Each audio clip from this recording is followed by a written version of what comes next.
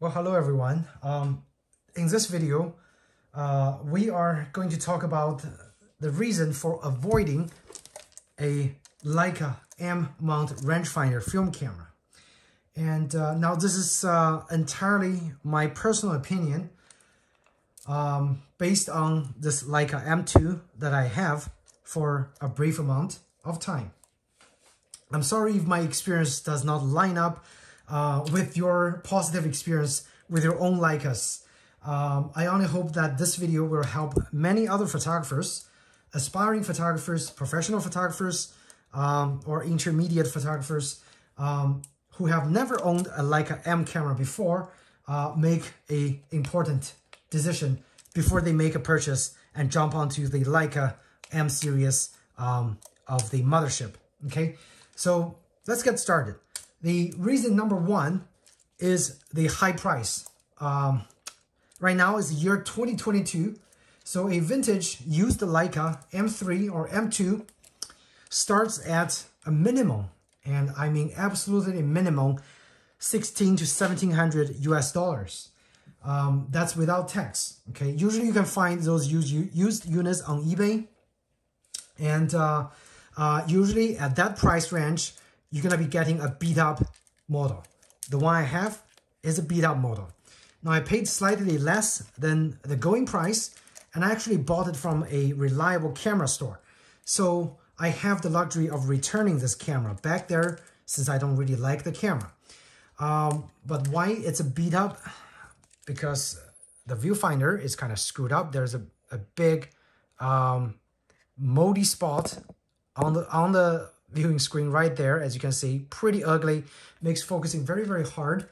And that's a common problem, by the way. And also when I got the camera, there is a pretty significant hazing inside the camera. Right now, I just need to clean it because I touched the front, but the internal glass elements were hazed pretty bad.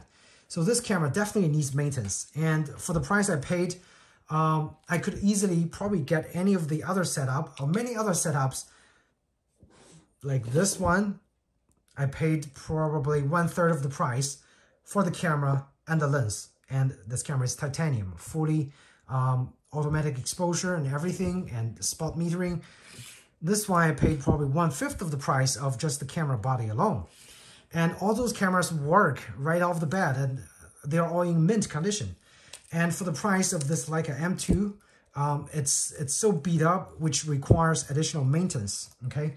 So the high price aside, relatively recent models, the M4, maybe M4P, M42, M6, M6 is with metering, of course, those cameras starts at a minimum $2,500 just for the body alone. And probably when you get it, you need some TLR for those cameras. Now, it's pretty expensive, okay? So for anyone getting a film camera, I'm pretty sure you're doing this as a hobby. Now you can see I have a whole bunch of digital cameras on the back. I use those cameras for joy and for money making. Nobody's gonna ask you to record a wedding session, record a beautiful, engagement session on the beach using a film camera. It doesn't matter what film camera you use. You say, oh, I have a Leica film camera. I'm going to shoot your engagement on film. I doubt many people is going to do that.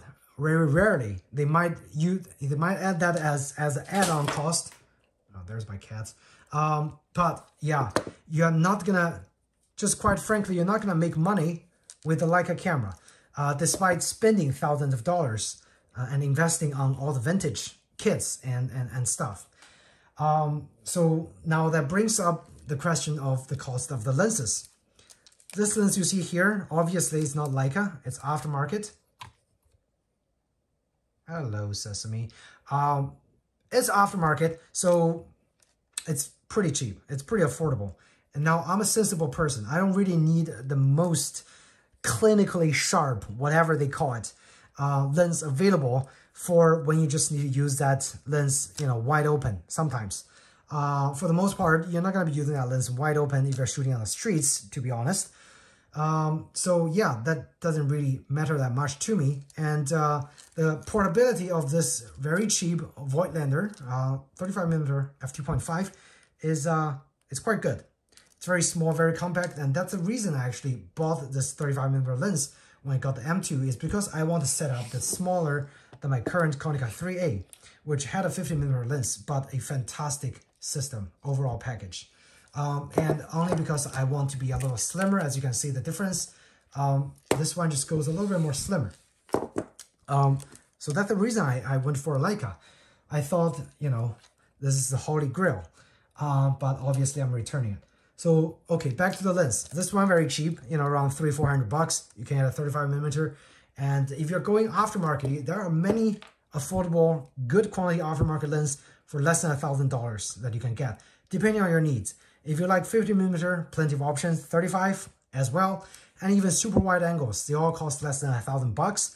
So, but that's aftermarket. Now, if you want to go to a Leica lens, the cheapest, the most affordable, entry level, as they call, and nobody cares about those entry level Leica lens anyway, is the Leica Summit 50mm or 35mm, 35f 2.4 or 2.5, depending on the age of the lens. That lens right now on eBay, cheapest I can find is $1,300. I mean, so think about it, a $1,700 beat up camera body plus a $1,300 fairly beat up lens. That's a total cost of more than $3,000 just for a beat up setup of a Leica ecosystem. And that is bizarre. And again, keep in mind, you're buying this for hobby. Nobody's using this to make money. Rarely anybody uses film cameras to make money. You buy film camera because it's nice to use, it's easy to use, and it fits your needs, okay? Status-wise, yes, if you want the best of the best of a Leica, you can always go buy a M-A, M-P, or whatever, those newer lenses and newer cameras, if you have tons of money. But for the most part, many people don't. And many people simply enjoy the process of film photography. For that reason, you don't need a Leica, okay? Now, reason number two is actually one thing that many people talk about. Many people were highly recommending the reason to get a Leica is the Viewfinder system. Now, as I just showed you at the very beginning, this Viewfinder, how do I say it? Lots of those older Leicas is going to have problem with Viewfinder patch, and this one is no exception. The patch is screwed up. It's very dark. That's why it's selling for a discount. And the major problem with this Viewfinder, despite the fact it's a 0.72 magnification, which is better for us glass wearers, is, you know, of course, the ability to see the frame line as I thought. I thought I would be able to see a 35mm frame line on a 0.72 magnification viewfinder. Obviously, that's not the case, especially with this M2, because if you look at that little tiny window, this tiny window is designed to actually block part of your view. If you wear glasses, you'll never be able to see that 35mm frame line, which was intended. That's the only reason I bought this camera, is because of the hype of this viewfinder and the ability of a 35mm frame line. I just cannot achieve the results of able to see the full frame line in this camera with my glass. I have to keep some distance to the camera because this little eyepiece is full brass and it very easily scratches the glasses. So it's like a double no-no to prevent me from getting closer to be able to fully utilize this viewfinder. In contrast, this Konica 3A, it's got a fantastic viewfinder. This viewfinder is actually better built or brighter than the Leica M2 viewfinder. So I really need to give kudos to Konica because they pretty much nailed this viewfinder. It's nice and bright, and that frame line, oh my god, it's beautiful. Slight downside of a added color shift, color cast, but it really doesn't matter, since what you see here is really not what you're photographing, okay? You got this super sharp lens right here. But yeah, I was really disappointed at the viewfinder If you don't wear glasses, yeah, it might be a good 0.72 magnification if you look through and you can get really close. For glass wearers, it's a killer. Just don't get a Leica M system if you wear glasses, okay? Just don't. And so for that reason, you know, again, for 2 to 3% of the cost of a Leica, you can get a full setup of a very highly functional, highly advanced SLR film camera with a fantastic viewfinder of what you see is what you get for a fraction of the cost. Okay, look at this beautiful viewfinder, okay? And the best part is you can see exactly what you're going to be photographing. So the composition is spot on. For that reason, yeah, you shouldn't get a Leica M system. Reason number 3, again, it goes back to, you know, the cost of the repairs. All those Leica cameras are fairly old. This one is made in 1966, okay, so almost 20 years older than me.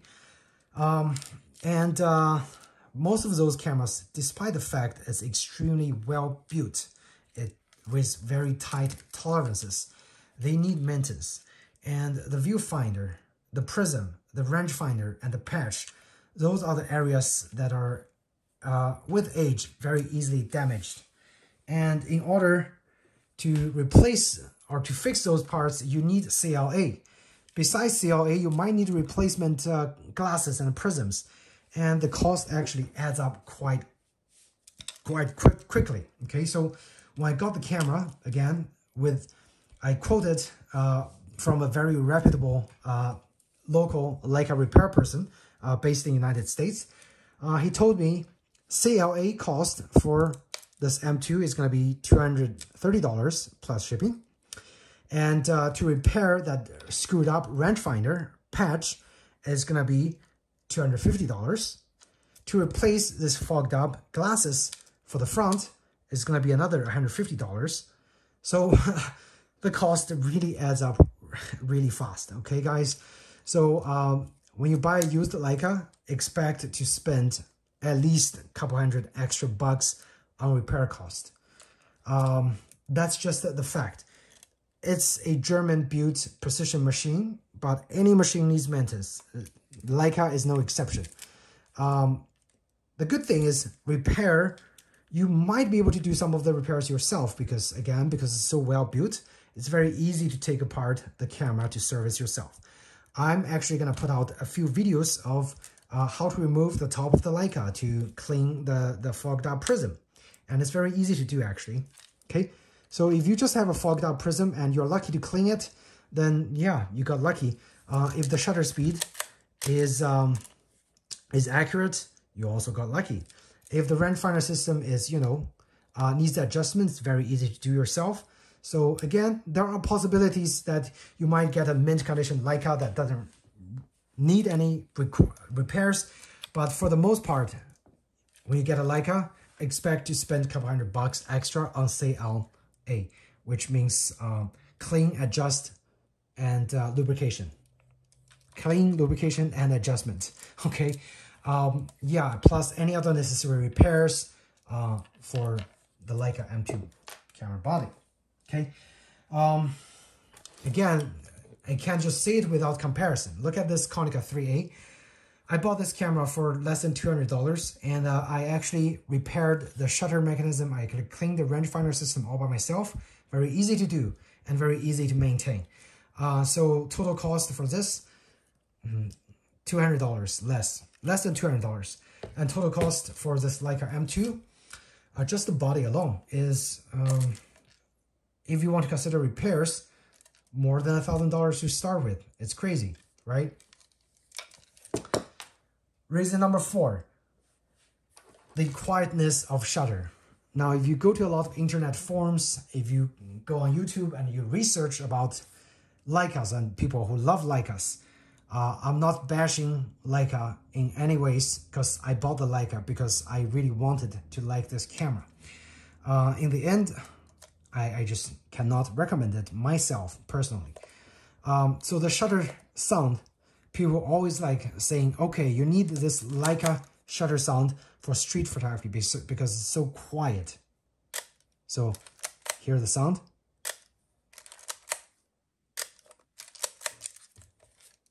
I'm gonna do it a few times so you can get a sense what it sounds like, right? So this is the sound of the Leica, but I don't know if any of those Leica users have ever used a rangefinder camera with a leaf shutter. If they think this is quiet, which by my standards, it is not quiet. If you use the leaf shutter, you definitely know this is not quiet, okay? It's actually quite loud. Now hear the sound of a leaf shutter, okay? I'm gonna set the speed somewhere similar, 50th of a second, maybe 100th. Okay, this is a leaf shutter. Now let's hear the difference.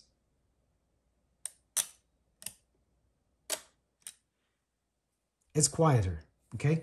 So it's crisper, but it's quieter. I don't know how it's gonna turn out in this audio recording, because sometimes iPhone amplifies the sound if it's a really quiet environment. But again, guys, this leaf shutter is really, really quiet. Nobody's gonna hear this on the street, I guarantee you. And for the Leica, honestly, I think this sound of the shutter of the Leica is actually more audible and more noticeable to my ear when I hear this sound. I would suspect someone's taking a picture, because this is a classic shutter sound. And with a leaf shutter, you know, many people does not know what a leaf shutter sounds like. So they don't know you took a picture, because it's a leaf shutter sound. And for this one, yeah, people is gonna know, because it sounds like a camera. For that reason, I would say the hype of the quietness of this, the Leica M shutter is really just overstated. For people who actually use the leaf shutters, they know leaf shutter is superior. Another benefit of a leaf shutter is you can use flash sync speed all the way up to 500th of a second. So you can use field flash in daylight if you want. And for Leica, it's set at a pathetic 50th of a second, which is very, very, very slow because of that cotton horizontal travel focal plane shutter. Okay, it's just not designed for flash photography. So you definitely have advantage with a leaf shutter of the quietness and full speed flash sync. All right. So I think we're gonna move on to reason number 5. The Leica M's ergonomics is really not for everybody. So people say this camera is compact. Now, I took their advice. I bought the camera. I hold it. It's very comfortable. Now, did you notice I have a very small hand? This camera gets quite tiring to use, especially if you have a small hand. Why? Because the placement of the shutter is actually at a very awkward position. Like, see how much I have to use my force of my hand to get to the top here to press this shutter. The placement of the shutter is not ideal for my use, okay? And it's very tiring holding this camera for long periods of time with the hefty weight, with the fact that I have to press this shutter at a very awkward angle right here, okay? A more sensible, a more ideal location would be somewhere close to the front, like right here, okay? But they didn't put the shutter right in front, they put it right here. Now, if you use the M2, every other Leica is going to be exactly the same in terms of shutter placement, because they pretty much all use the same mode. Even the size is going to be exactly the same. So if it's not comfortable for you on the M2, it's not going to be comfortable for you on the M3, on the M4, M6, M7. Nope, it's just not going to be comfortable. So for that reason, I want to say this ergonomic is really not for anybody. Leica is a German company, so when they design the camera, of course, they're catering more to the Western population. Now, I'm Asian, so I have a smaller build, and my hand is smaller. So for that reason, that is probably why the Japanese camera, the Konica 3, actually fits my hand absolutely fantastic. it feels like this camera is designed for Asian markets because it's more compact at the area. It's more compact to fit a small hand. Look at how comfortable I'm holding this camera. And in the long run, the shutter placement, again, it's at the perfect position. I don't have to actually like do a awkward position to reach this shutter. I can just rest my hand on the shutter all the time and press it when I need to, okay? It's the design of the shutter. It's a very important factor to take into consideration, especially for people who haven't experienced a film camera before, because on film camera, the shutter placement is going to be everywhere, okay? Every camera manufacturer is going to be different. You need to find a film camera that's comfortable for you to hold and for you to press the shutter. The shutter placement is important for your enjoyment, for your pleasure of film photography. The same reason the viewfinder is important to suit your particular needs, whether you wear glasses or not. All right. So because of the weird angle of the shutter, every time I press it, I actually apply additional force. And if I apply additional force, it introduces additional vibration to the camera. So I have to kind of like tilt it a little bit when I press it because it's just such an awkward angle for me to press. That in turn might make your picture come out blurry, especially if the shutter speed is slightly slower, say, lower than 60s. Your chance of having a blur picture with this kind of awkward press is much higher. Now, as you can see, while I'm pressing this right now, the camera is actually shaking because I need to apply excessive force to press this shutter. Now, if you look at this, because my hand is very comfortably sitting here, and this shutter is so light, it's just, it doesn't introduce additional vibration of the camera. Like I don't have to slam on it like what I have to do with a Leica. So in that regard, you really need to find a camera that fits your particular shooting style and fits your particular hand size and shutter placement, okay? This one is not comfortable. It's just very uncomfortable for me to hold this Leica M2. So 5 reasons we already talked. We're gonna talk about reason number 6. And I actually already mentioned the reason number 6 when I mentioned about the viewfinder is the magnification of the Leica and the design of the viewfinder that prevents glass wearers from getting close to the camera. Despite the fact that this camera have a 0.72 magnification, I cannot get close to the camera ever. I never had once saw the entire 35mm frame. The most I can see is 2 frames on one particular plane, like either horizontal or vertical, or horizontal and vertical. It's just impossible. Even if I removed that little piece that's blocking the entire viewfinder, I was not able to see the frame line. And again, this solid brass viewfinder piece is beautiful. No doubt, it's beautiful. But it scratched, I bet it scratched so many eyeglasses. Anyone else that's reading this review is probably gonna know what I'm talking about. You really don't want to get close to any metal piece on your glasses because it easily scratches the glass coating off. Imagine if you have a pair of very expensive eyeglasses you bought from Ray-Ban and a very expensive lens for 600, 700 bucks, and one look, a little carelessness, you're gonna scratch your expensive, eyeglasses. So that's a risk I do not want to take, right?